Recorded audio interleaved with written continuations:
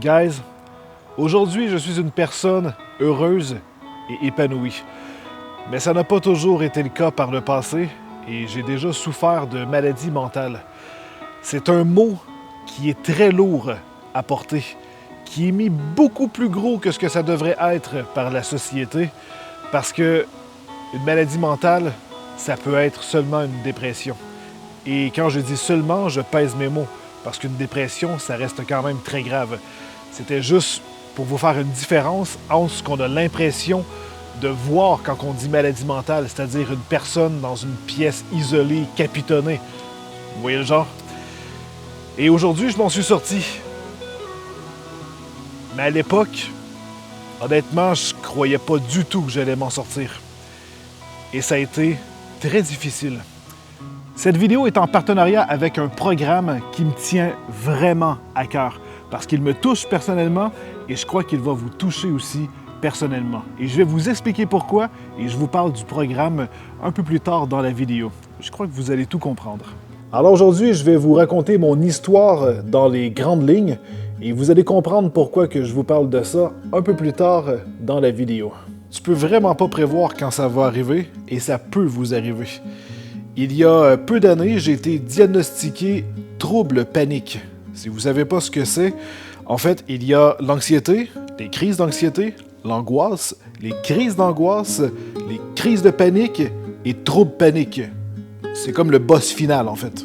La grosse différence, c'est qu'une crise de panique, contrairement à la crise d'angoisse que la majorité des gens font, mais qui disent qu'ils ont des crises de panique, va durer environ une dizaine de minutes, aller jusqu'à 30 minutes, alors que trouble panique, c'est une succession de crises en continu et ça peut durer, comme dans mon cas, près de 8 heures. Et c'est ce qui fait qu'en quelques mois, j'avais perdu près de 40 livres, à peu près. Et mentalement, ça n'allait pas du tout. Quand ton corps commence à péter un câble et que tu comprends rien, la suite des choses, c'est souvent l'isolation. Et malheureusement, c'est la pire chose à faire. La plupart des gens ne vont pas parler à leur entourage, à leurs amis, parce qu'ils n'aiment pas l'idée d'avoir une maladie. Ils se sentent impuissants et ils ne veulent surtout pas se faire dire « Ah, ça va bien aller, tout est parfait, pourquoi t'as peur?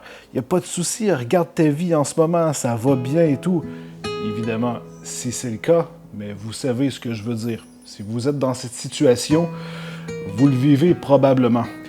Et ça fait juste faire en sorte qu'on se sent encore plus incompris, donc on s'isole encore plus parce qu'on n'a pas envie d'entendre ça.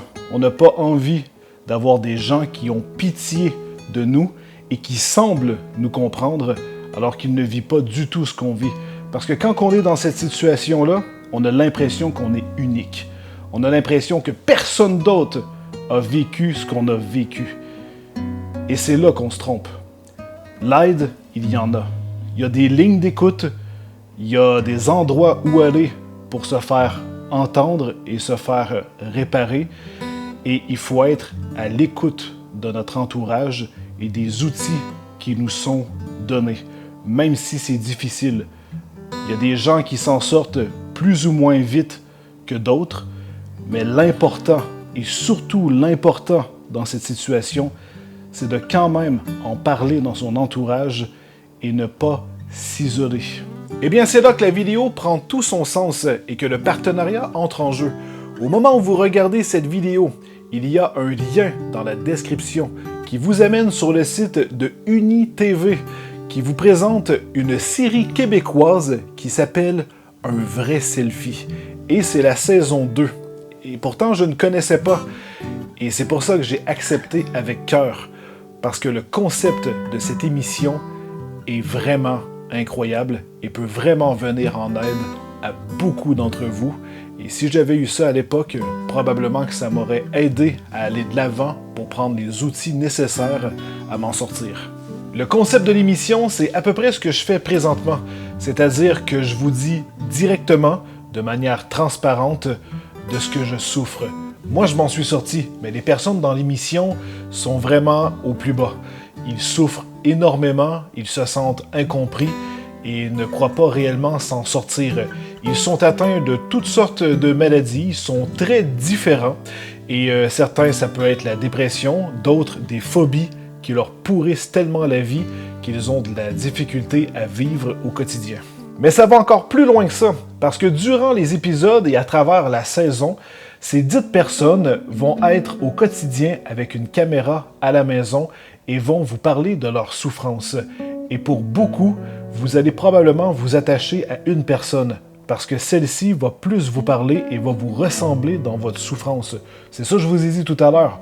On a l'impression qu'on est unique dans notre souffrance, mais on se ressemble quand même tous. Et par la suite, ces personnes, une fois par semaine, vont rencontrer un spécialiste et celui-ci va lui donner des outils pour qu'il puisse s'en sortir.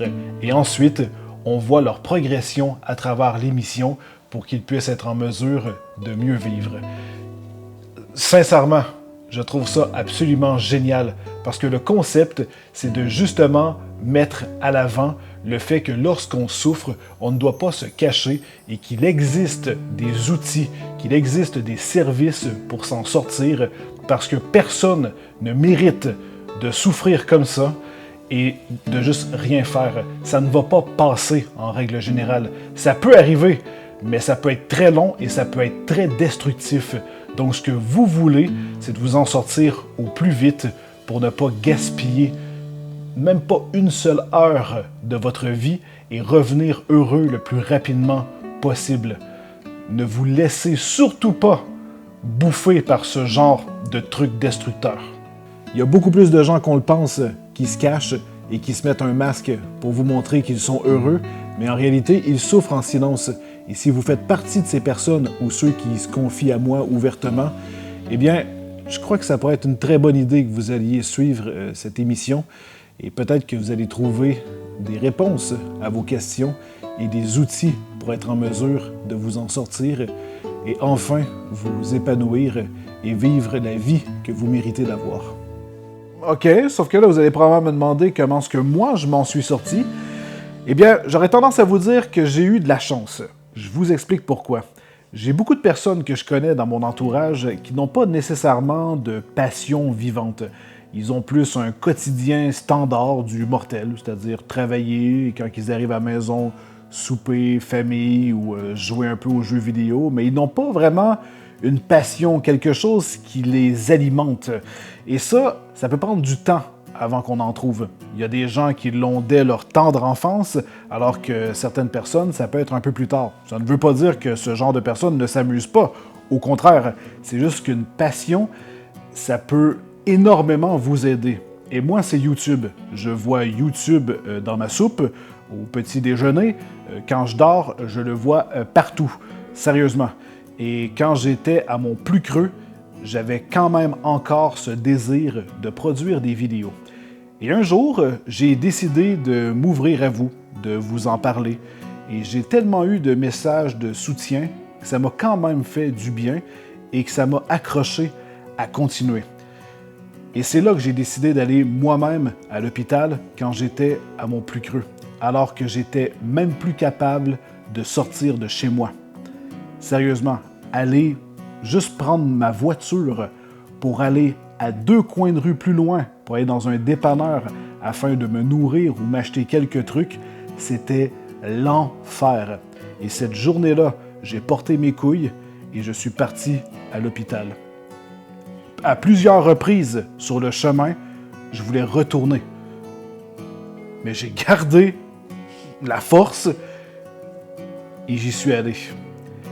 Et une fois que j'ai été sur place, ils m'ont expliqué en détail ce que j'avais. Ils m'ont donné les outils et les conseils pour m'en sortir.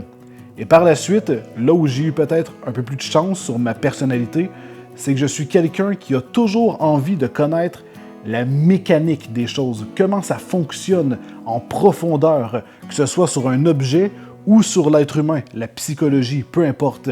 Et c'est là que je me suis mis à m'intéresser. Pourquoi que ça fait ça à mon corps? Pourquoi que je faisais des crises? Pourquoi que quand j'étais dans un certain état, ça m'amenait à avoir la peur d'avoir peur qui me pourrissait la vie? Et là, je me suis mis à lire. Je me suis mis à faire des recherches. J'ai essayé de comprendre mon comportement. Et c'est là que j'ai réussi à fabriquer ma propre boîte à outils pour m'en sortir. Alors là, j'étais préparé, un peu comme les anticorps. Ils savent au début, ils sont complètement déboussolés, ils sont pris de panique, on est malade, ils commencent à construire un anticorps et ils battent le virus. C'est la même chose. Je me suis construit mon anticorps et par la suite, quand je sentais une crise venir, j'étais en mesure de la détruire. Et grâce à ça, j'ai repris confiance en moi et j'ai réussi à m'en sortir.